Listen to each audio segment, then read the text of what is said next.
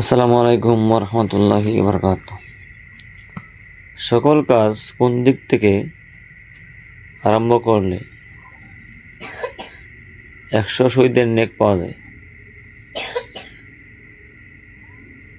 একটি পরিত্যক্ত সুন্নতের উপর আমল করা 100 শহীদের নেক এবং সকল কাজে ডান দিক থেকে করা সুন্নত।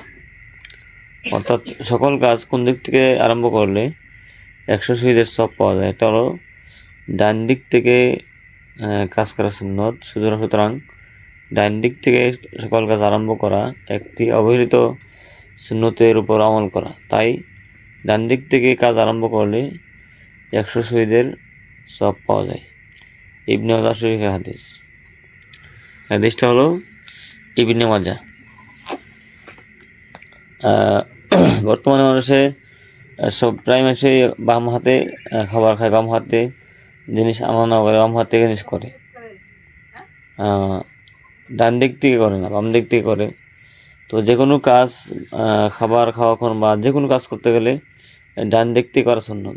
সুতরাং ডান দিক থেকে আমরা হাঁটবো, ডান দিক থেকে আমরা হাওয়া শুরু করবো, ডান হাতে খাবো, সব কিছু ডান হাতে করবো। কিছু কিছু কাজ আছে যেমন বাম হাতে করা লাগে, যেমন পেশাব পায়খানার কাজগুলা বা যেগুলো বাম হাতে করা লাগে সেগুলো বাম হাতে করবে, কিন্তু ডান দিক থেকে যেগুলো করা হয় সেগুলো ডান দিক থেকে করতে হবে। যেমন খাবার খাওয়া, পথ চলা, ডান দিক দিয়ে বাইরে হওয়া, যেগুলো ডান দিক থেকে করা হয়, এই সমস্ত কাজ ডান দিক থেকে করতে হবে। তাহলে 100 শহীদের সব পাওয়া যাবে।